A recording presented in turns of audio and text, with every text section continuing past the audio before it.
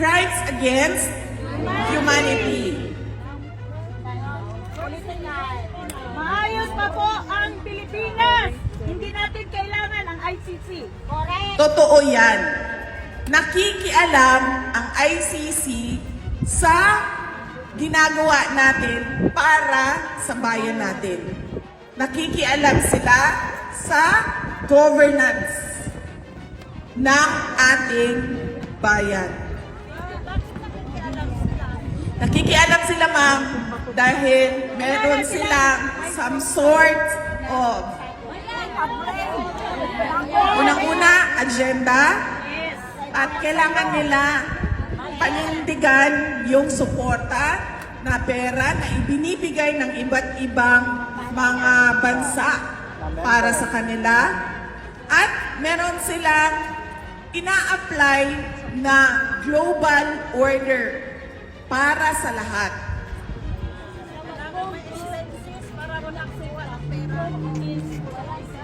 Pwede ba yun? Nakikialam sila sa pagpapatakbo o sa gusto ng mga sariling Pilipino para sa kanilang bayan o sa Pilipinas. Pwede ba yun? Hindi, ma'am. Kaya tayo nandito kasi gusto natin sabihin sa ICC. Bitawan nyo na yan. Huwag nyo kaming pakialaman. Dahil bansa namin ito, kung ano yung gusto naming mangyari, kami lang mga Pilipino ang magdidesisyon.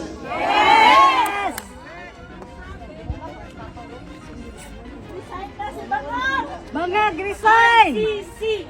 Send him home! Yes, ma'am. Yan ang sinabi ko sa iyo. By collusion. Pinag-usapan na ng ICC. Kailangan namin ng kaso. Alam niyo ba, isa na lang ang kaso sa loob ng ICC.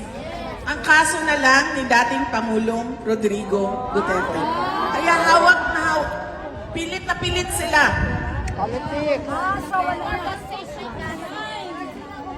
Na ang hawakan yung kaso. Kahit nga sabi ko, sino ba ang witness nyo? Isang tao na convicted na ng perjury at isang tao na sinabi may sayad talaga.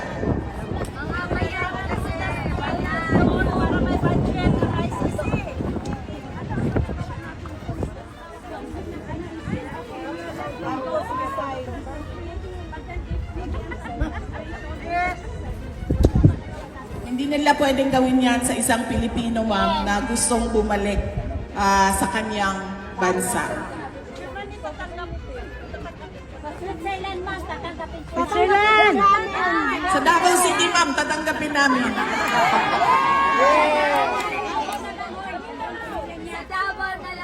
Ang gusto talaga ni dating Pangulong Rodrigo Duterte, lagi niya sinasabi, 80 years old na ako, ilang taon na lang ang naiwan sa buhay ko. Gusto ko lang umuwi para mamatay sa Pilipinas.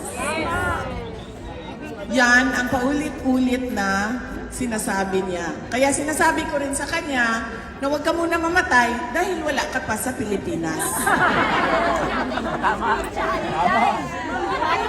Di ba, ma'am?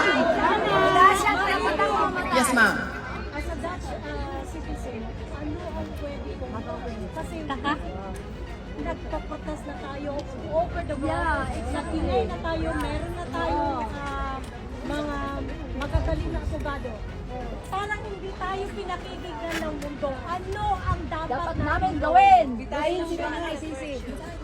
As a Dutch citizen, ma'am, pwede ka sumulat sa Dutch government. Bakit kayo may participation sa pagkuha ng aming dating Pangulo?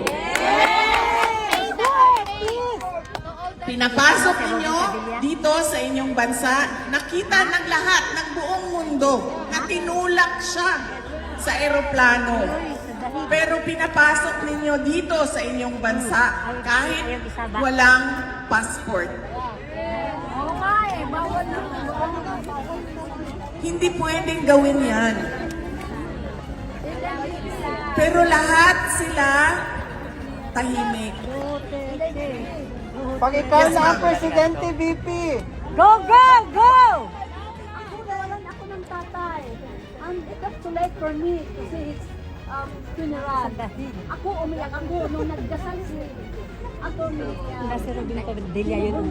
Magunggong po ako. Alam niyo po, naman po, but why is it that we always keep coming without result? You know what? Why don't we just kick Marcos out of the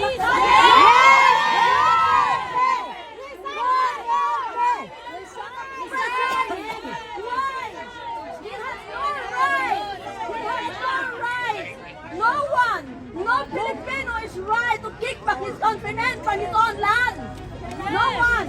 Darating tayo dyan, ma'am, Ma'am. sa ginagawa ng administrasyon ngayon sa ating Laban lang! bansa. Duterte! Laban! Napapagod na po kami pabalik-balik.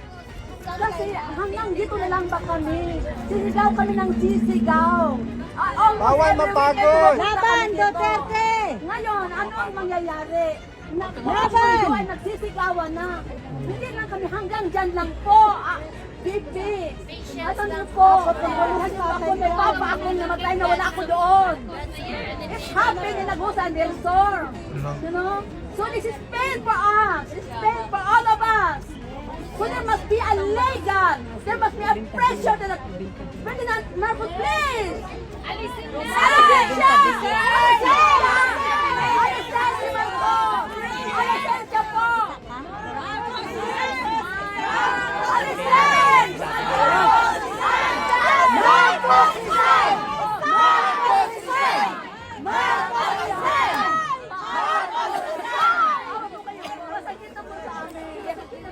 Kami lahat, kahit kami, konti lang kami dito. Pero ang mga bayan namin, kung saan-saan kami nang galing, marami kami doon. Naumiiyak. Marcos Bangag! Alam niyo po, bakit ganon? Bakit ganyan lang? Ma'am, bigyan ko lang ng, bigyan lang kita ng some sort of explanation. Kahit alam ko, naiintindihan ko, tayong lahat gusto natin mapalayas si BBM sa pwesto. Kasi wala tayong nakikita pagbabago o pagtutuloy ng pagbabago na nasimulan ni dating Pangulong Rodrigo Duterte na yan ang rason kung bakit natin siya binoto. Pero ma'am, kahit man mapalayas natin ang adik na presidente natin, hindi natin mapapabalik si dating Pangulong Rodrigo Duterte. So dalawang bagay po yun, ma'am. Kailangan natin mapadismiss ang kaso ni Pangulong Duterte at mapabalik siya sa Pilipinas. Lalaban tayo! At iba po yung bagay na meron tayong galit at meron tayong kagustuhan na palayasin o patalsikin ang ating presidente ngayon. Tama! Kaya po nauna ang aking sinasabi kanina about sa ICC at sa kaso ni President Duterte dahil gusto ko marinig ng ICC mula sa atin kung ano yung ginagawa nila sa kababayan natin. Kinuha nila, binigay siya ni BBM sa ICC. Pero hindi makukuha pabalik ni BBM si dating Pangulong Rodrigo Duterte. BP ko ikaw na ang presidente, mapauwi na. Bakit? Kasi pumasok na siya sa kulungan. Under custody na siya sa ICC. Kasi sinurrender siya ng Pilipinas. Pero mali yung pagkuha, di ba? Yes, ma'am. Yan din ang sinasabi natin, ma'am. Bakit? Tulad nung sinabi ko, nagtanong si ma'am, ano bang magagawa namin? Tanungin niyo ang Dutch government. Bakit kayo sumali sa pagkidnap? Bakit kayo sumali sa extraordinary rendition kay dating Pangulong Duterte? At ganun din ang ICC. Huluin ba na Sabi nila, sila ay para sa human rights, sila ay para sa democracy, liberty, freedom. Pero, nakita natin, di ba? Ano ginawa nila? Tinanggap nila with open arms ang taong kinidnap sa sariling bayan.